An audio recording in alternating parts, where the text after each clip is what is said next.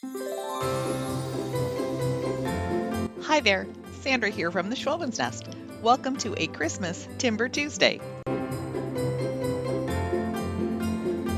I'm making 2 of these signs, but I'm going to start off by taking my sanding block and just sanding off some of the texture of the letters. I want to give the sign a candy cane look, so I'm starting off by using the Deco Art chalk paint in the color Romance. I picked it up at Michael's and I got it for 50% off. So I'm going to do every second palette piece in the red, and then the other ones I'm going to be using my linen white Rust-Oleum chalk paint to complete those.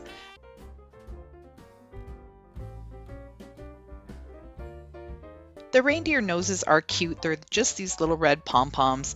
They're just glued on, but I decided to replace them with a really pretty little ornament. I'm just using a craft knife to score the edges and then a pair of pliers to just pop off that bottom edge, and then I'll glue it in place. Oh my gosh, I just love their cute little noses. I'm going to go ahead and paint the antlers white. Even though they're red, they're a little bit of a different red, and I want them to be a really nice cherry fire engine red to match the noses. And I'm also going to use the chalk paint and go around the outside edge, the side edge I should say, of the reindeer heads, and I'm going to just not do the beveled edge part because I think that's really neat. The paint on the antlers is dry, and I'm going to use this little filler bits from the Dollar Tree and glue them onto the antlers and give them a little bit of sparkle. The paint on the sign is now dry, so I'm going to use some painter's tape in some small sections, and I'm going to give the white portions of this sign a candy cane effect. So I'm just going to use my painter's tape and do some equal amounts of stripes all the way across in a diagonal. And then I'm going to switch the angle in the middle piece and then go back to the original angle on the end piece. Now it's time to just paint these white stripes with the red chalk paint. You really don't have to wait until the paint dries completely to take off the painter's tape. Just be very careful when you are pulling it off. I can never wait until the paint dries. I've always got to take it off right away. But look at how cute this little pattern is that's showing up on my sign. The last step is to assemble these two together. And I'm using a combination of my HeatnBond, really strong glue, and hot glue to hold it in place while the HeatnBond glue dries.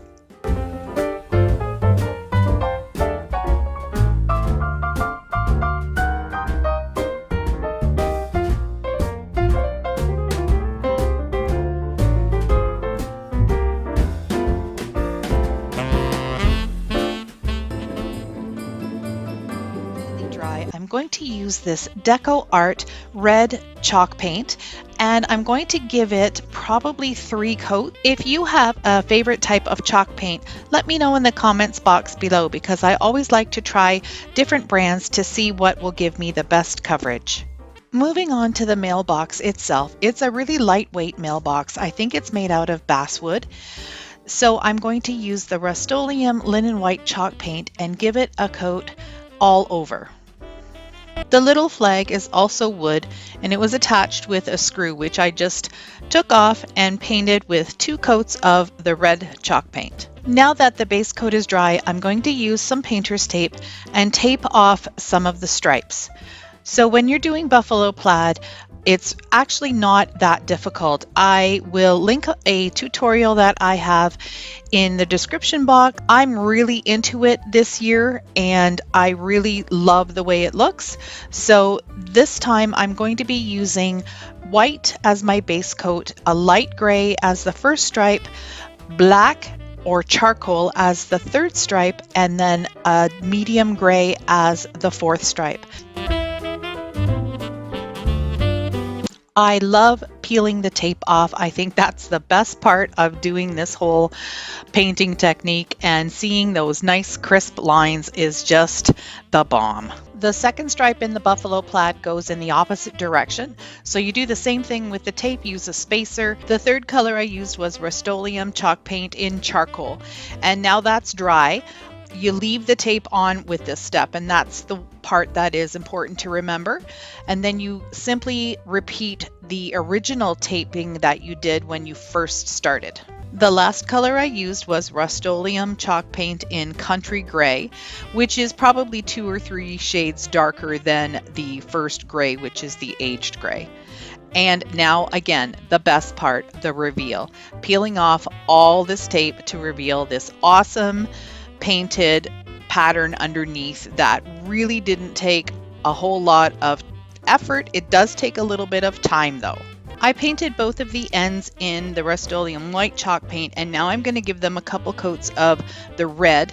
And as I said earlier, I just find that that just gives the red a much brighter, cheerier color. It doesn't soak into the wood so much, and the white really brings out the brightness of it. The last part to paint was the bottom, and it has these little nubby feet on it, but I'm gonna leave them there because I think it just adds a little bit of cuteness and character. I found a new screw to reattach the little flag, and what I like to do with screws is put them in part way, and it's easier to find where the hole is. So I'm gonna tighten this, but I'm not gonna make it really tight because I still want to have that flexibility to move the arm up and down.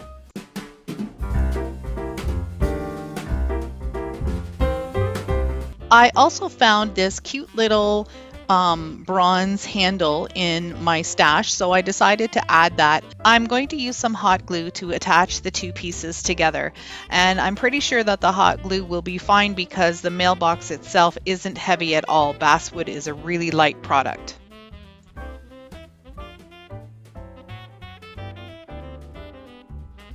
I wasn't sure if all of this was going to turn out. It sounded good in my head, but now that it's finished, I love it.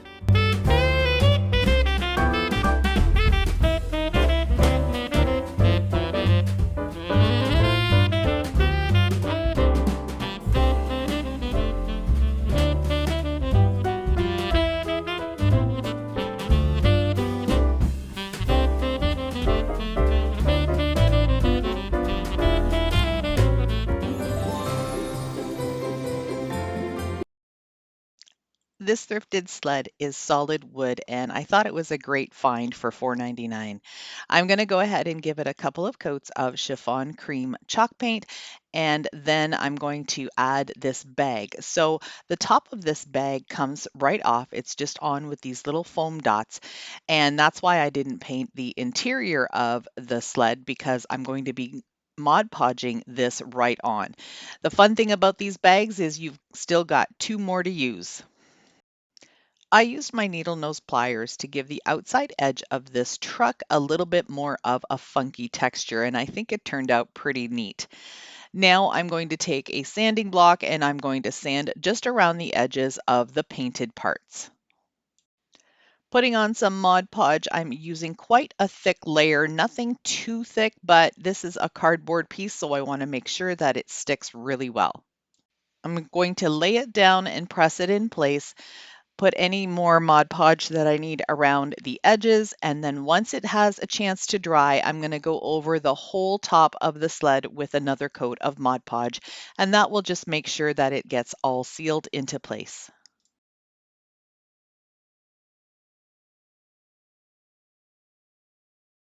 I took some jute rope and started with some hot glue on the back of it, wrapped it around the front and hot glued it again, then went over to the other side and repeated the process, and that gave me a nice hanger for the sled.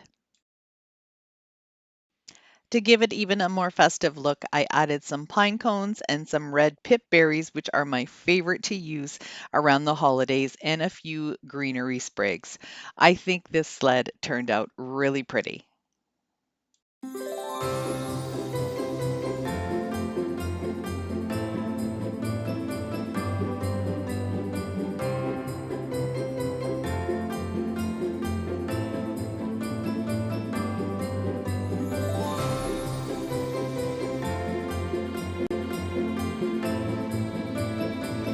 This next project is using a sleigh that I found at the thrift store for $2.99. I'm just removing the runners at the bottom because I want to do some painting to the wood at the top and also to the runners. Using Folk Art Home Decor chalk paint in the color White Adirondack, I'm going to give this a couple of coats, making sure I get in all of the grooves. Of all the little types of Christmas trees, I have to say that bottle brush trees are my absolute favorite. I've got these little mini ones from the Dollar Tree, and I'm just going to take the chalk paint and add a little bit more white to them. I want them to look more wintry and more frosty. I'm using this spray paint, and it is a black high heat spray paint for barbecues and fireplaces.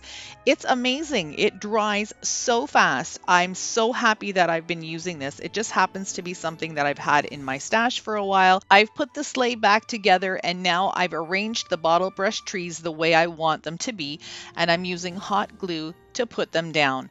So what I'm trying to do here is just to create a little bit of a winter wonderland scene for a candle. I have tons of pine cones that I foraged at my cottage and also the ones that I grabbed at the Dollar Tree, but these are ones that are really long and narrow, so I thought these would be perfect to just add in between each of the Christmas trees. My apologies for my big hand being in the way all the time. I don't know what I was thinking. It just wasn't working out for what I was doing today. Now that everything's glued into place, I'm going to do the same thing with these pine cones. I'm dipping them into some white chalk paint, and I'm just going to run my brush around them and on them and at the top to give them some snow. This project was super easy to do, and I really love how it turned out.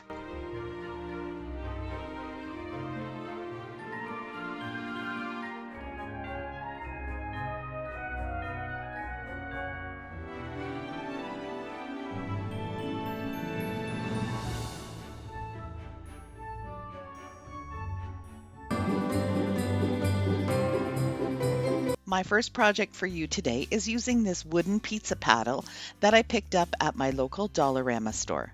I'm going to add the words Merry and Christmas, and I'm doing this all in the Cricut vinyl simply because this was my very first project that I attempted, and I wanted to make sure that I knew what I was doing. I'm sealing this with a coat of Mod Podge because it's going to be hanging on my front door. It's not going to get wet elements on it, but it will be pretty cold right at the front door, so I want to make sure that nothing peels off. I decided to add some embellishments to the top of the handle, and I'm using some lamb's ear leaves and some pine and some berries, and I'm just going to create a design that is appealing to me and hot glue everything into place. I'm using some of the jute rope as a hanger, and I fed both pieces into the front of the sign and then tied a big fat knot, as you can see here, and that will allow the loop to be at the back and hanging nice and flat against the door. I really love how this turned out, and I think it looks absolutely fabulous against the white of my front door.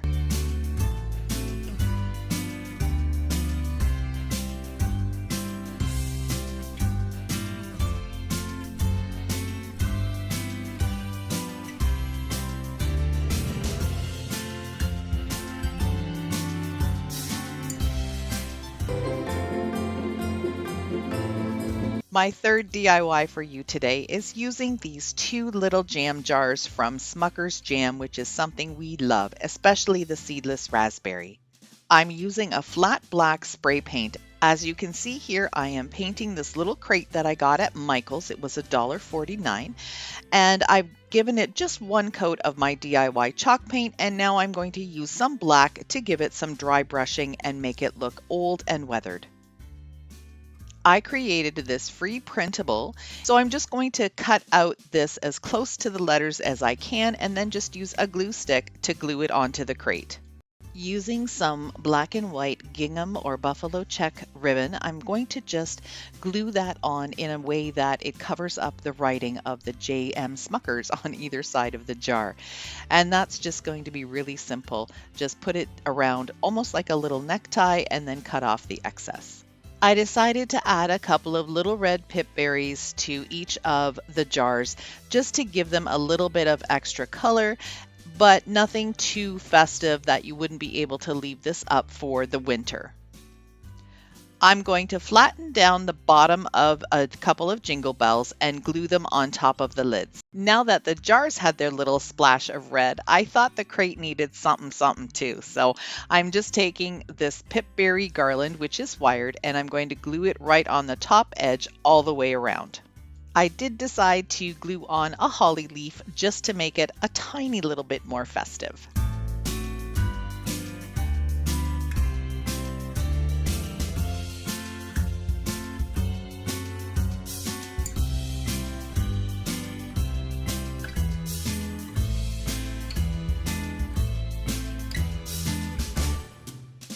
I hope you enjoyed these festive Christmas DIYs using wood. If you did, please give me a thumbs up. That helps me get noticed more on YouTube and it helps my channel grow. Thanks again for watching. Merry Christmas!